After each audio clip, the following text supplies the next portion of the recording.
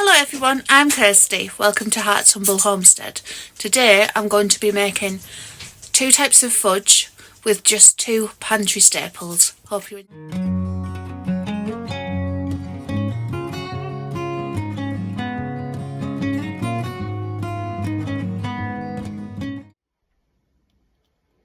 We're going to start with the chocolate fudge. For this you need 1 tin of condensed milk, so that's 397 grams, and 500 grams of chocolate.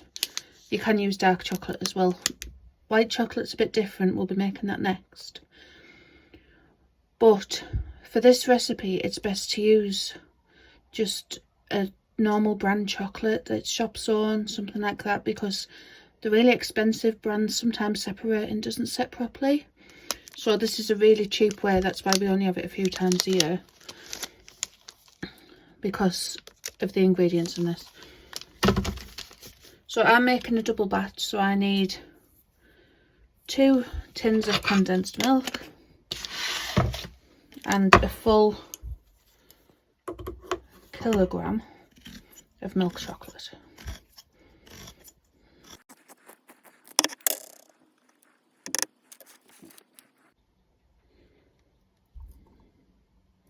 We just need to pop that straight in the slow cooker. It's not on at the moment.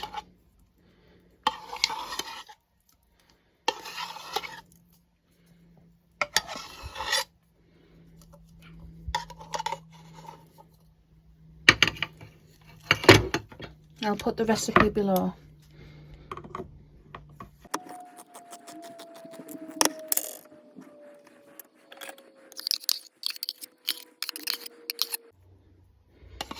Condensed milk's also very easy to make yourself, so if you'd like me to make it, let me know and I will do a video.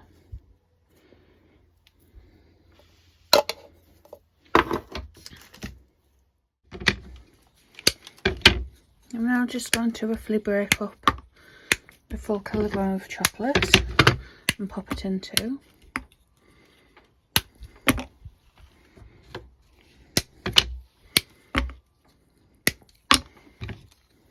So I've been making this for a lot of years.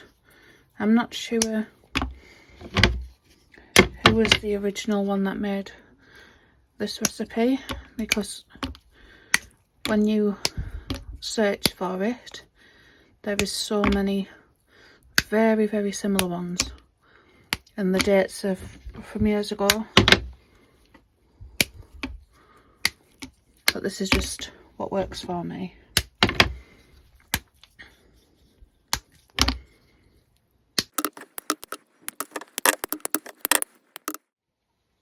Now we're just going to put the slow cooker on high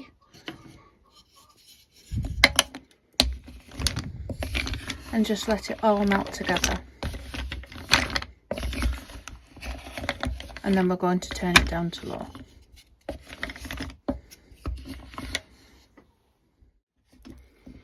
That's all melted together now, so I'm just going to turn the slow cooker to low, give it a stir,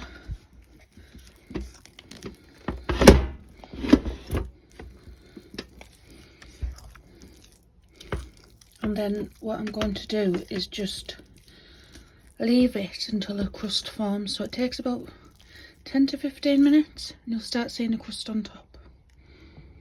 So it's on low, and it doesn't need a lid on, that will create condensation. So it's starting to get a nice crust on it, so this is probably the hardest part of this fudge making. So what we need to do now is just beat it until it's smooth.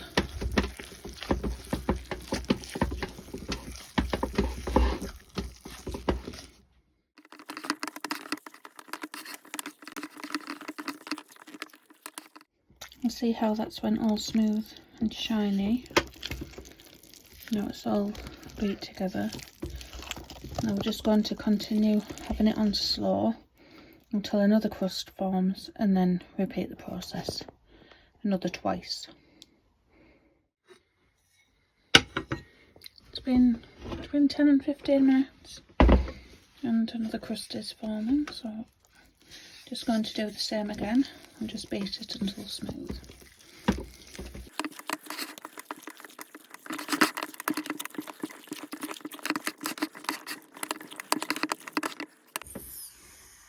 There we go. We're going to leave it another 10 to 15 minutes.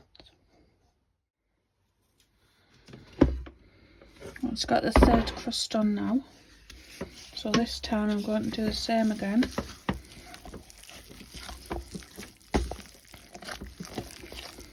And then pour it into a lined baking tray.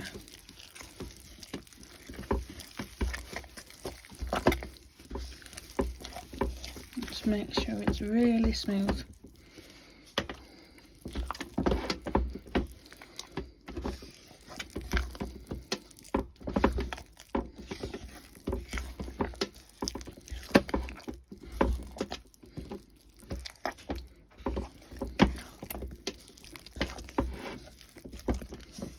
I'm going to turn that off. If you want to add any nuts or anything like that, you can do that now, but I'm just making some plain ones today.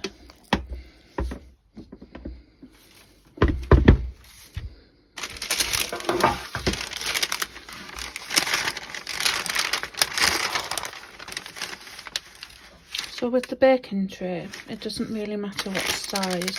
So if you use a smaller tray that's taller, it will just make nice thick fudge. This is just my big baking tray I'm using now.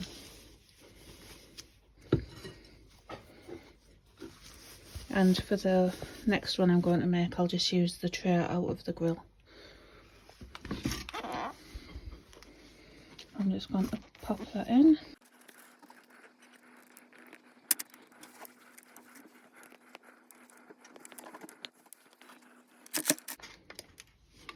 And smooth it out.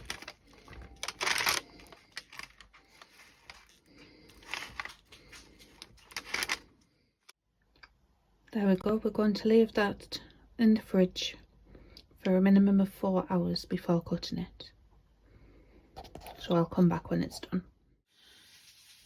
For this next one, I'm going to be using white chocolate and the caramel. If you can't get hold of this caramel, I will add a link to the short I'm going to make of how to turn condensed milk into caramel overnight in the slow cooker. So I'll link that above now.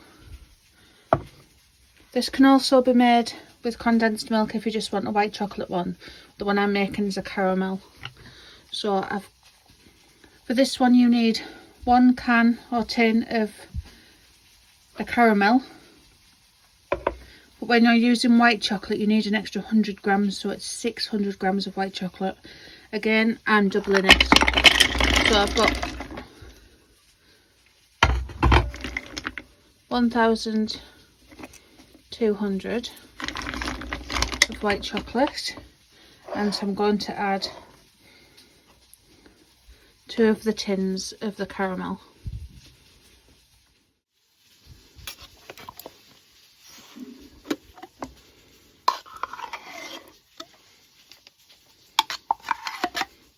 Again, I'm going to pop it on high until it's all melted.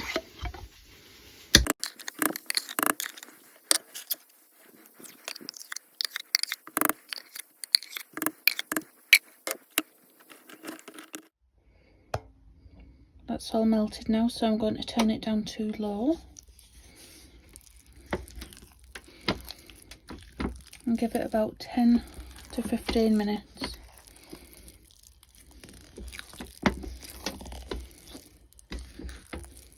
Until a crust forms.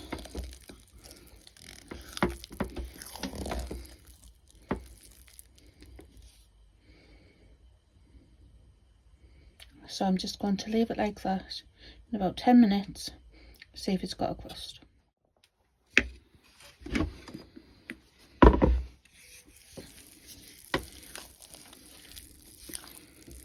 First crust.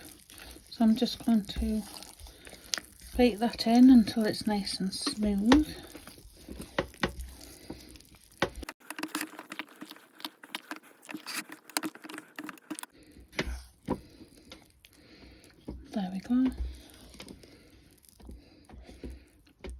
I'm going to leave that again for about another 10 to 15 minutes until the crust forms, and repeat the process.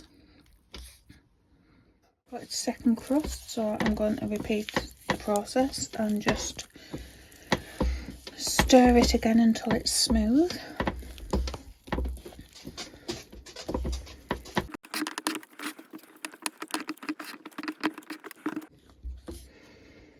And we're going to repeat the process one more time, so let it get a crust, stir it until it's all smooth, and then we're going to pour it in to our lime tray.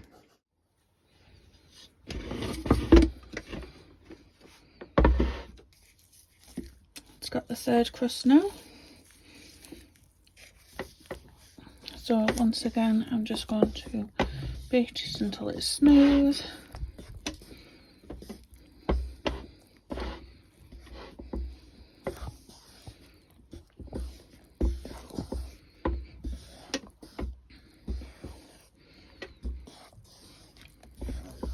And now if you want to add any ingredients, now is the time to do it. I've turned that off.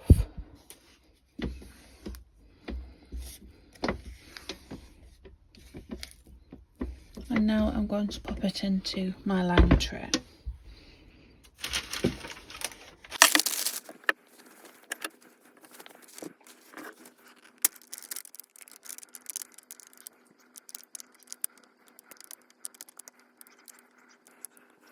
We'll get the rest of that in a moment.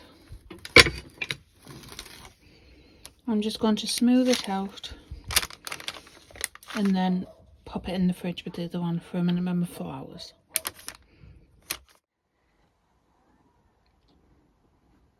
It's been in the fridge about 5 hours. It's nice and cold and set. And I lift it off the tray.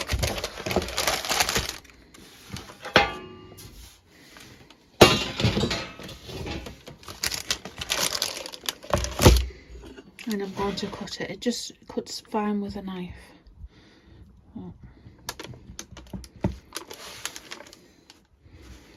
And just into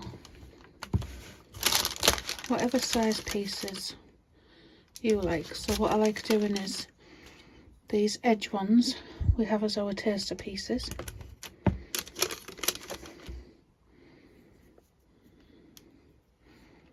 And then these ones I square up and we put in the kilner jars. So if you're gifting it, once you've cut it, if you leave it to air dry for a few hours and it just lasts a bit longer, will last about 3 weeks. But I think the longest ours has gone is 3 days because it gets eaten that quickly.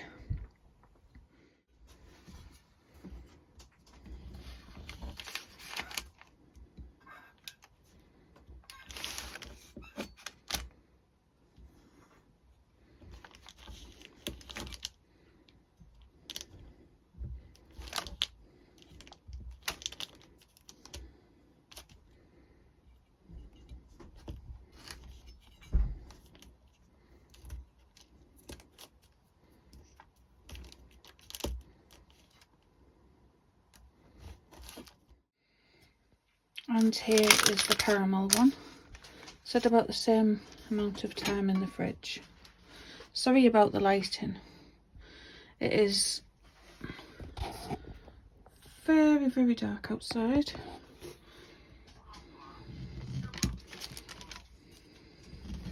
But again, these end pieces are going to be the sample.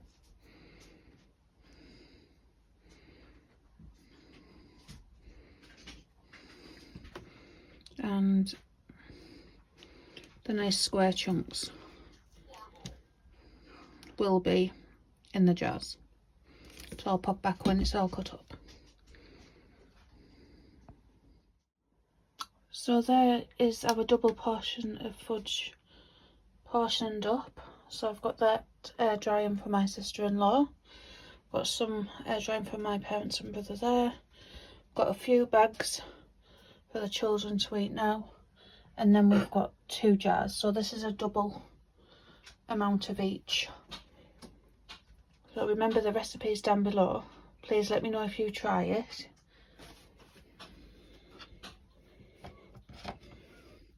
Thank you for watching, everybody. Bye.